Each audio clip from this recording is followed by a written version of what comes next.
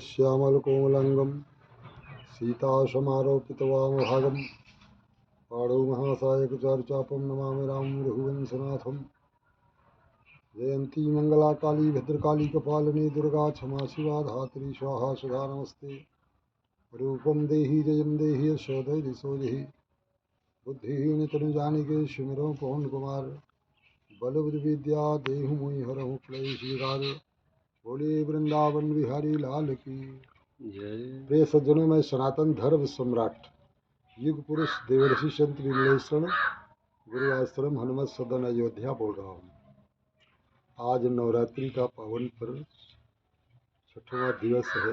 माँ कात्यायनी की उपासना बुद्धिजीवी और जानकार लोग कर रहे हैं। माता दुर्गा, काली, शंकर, भैरव, हनुमान, इनके साधना में सावधानी हटी तो दुर्घटना घटी। ये जितना शीघ्र दुर्गा आदि प्रसन्न होते हैं उतना शीघ्र क्रोधित भी हो जाते हैं। समस्त भूमंडल की तमाम हिंदू महिलाएं या तमाम औरतें दुर्गा माता के मंदिर में नारियल लेके जाती हैं। नारियल पर तो चुनरी रख लेती हैं, पर उनका जो आवरण है यूनिफॉर्म है। नारियल से माँ केवल 10% प्रसन्न होती है। तुम जीन्स पैंट पहन करके गई और पाश्चात्य सभ्यता का जो यूनिफॉर्म है उसका प्रयोग किया तुमने, तो माता रानी के क्रोध का शिकार हो जाओगी। इसलिए माता से अवश्य आशीर्वाद प्राप्त करने के लिए आप बढ़िया फर्स्ट क्लास एक सुंदर चुनरी पहन लो, लाल कलर की साड़ी साया ब्लाउज पहन लो और बढ़िया रक्त पुष्पराजत 9 फूल ले लो गुड़हल का, और खीर पूरी हलवा माता रानी को बहुत पसंद है।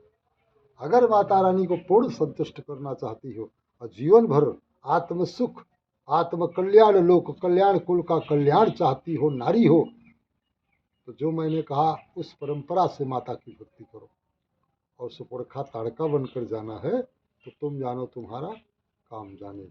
एक ही धर्म एक व्रत नेमा, काय वचन मन पति पद प्रेमा। उसके बाद दूसरे नंबर पर आइए।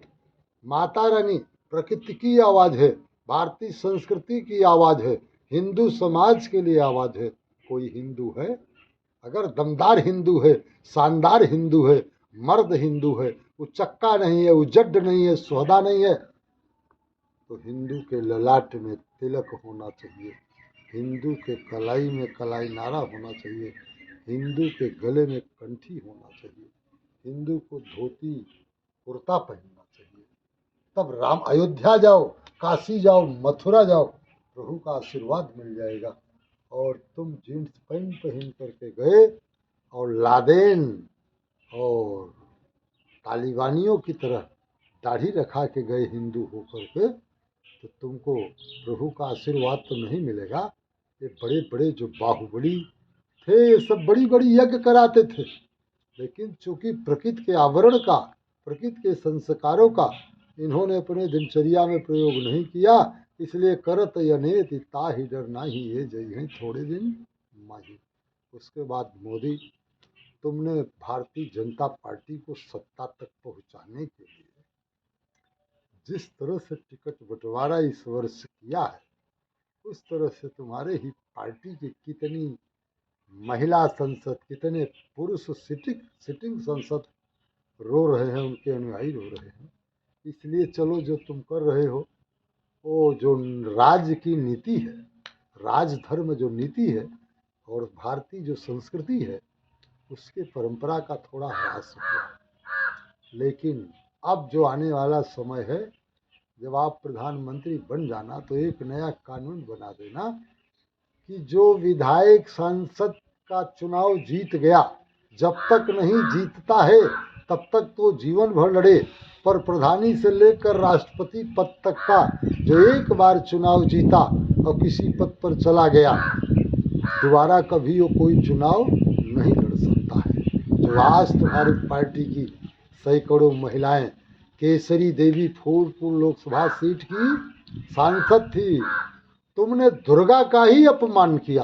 केसरी देवी और रीता बहुगुणा जोशी इलाहाबाद लोकसभा की सांसद सिटिंग सांसद हैं, लेकिन तुमने न दुर्गा का आदर किया न भारतीय संस्कृति का आदर किया। केवल पार्टी सत्ता तक पहुंच जाए, चलो ठीक है, लोक धर्म है, लेकिन केसरी देवी रीता बहुगुणा का क्या होगा? आखिर यही दुर्गा है। नहीं तो दुनिया बड़ी बावरी, पाथर पूजन जाए और घर की चकिया ना पूजे जेकर पीसा खाए। वैष्णो देवी, विंध्याचल देवी, शारदा मैहर चले जाओगे, माँ कभी नहीं खुश होगी, क्योंकि तुमने साक्षात कात्यायनी और दुर्गा के रूप में केसरी देवी और रीता बहुगुणा जोशी का अपमान भी किया है। एक नारी धर्म, नारी की मर्यादा और भारतीय संस्कृति का अतिक्रमण भी किया है। इसलिए जो आप कर रहे हो उसमें आपके पार्टी का तो भले कल्याण हो जाए, पर आपका आत्म कल्याण और विश्व का कल्याण होने वाला नहीं है।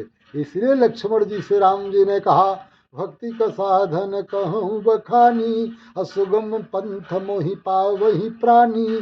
प्रथम ही विप्र चरण यति प्रीति, और निज निज कर्म निरत श्रुति नीति। अतहि कर फल पुनि विषय विरागा, और तब हम चरण उपजय अनुरागा।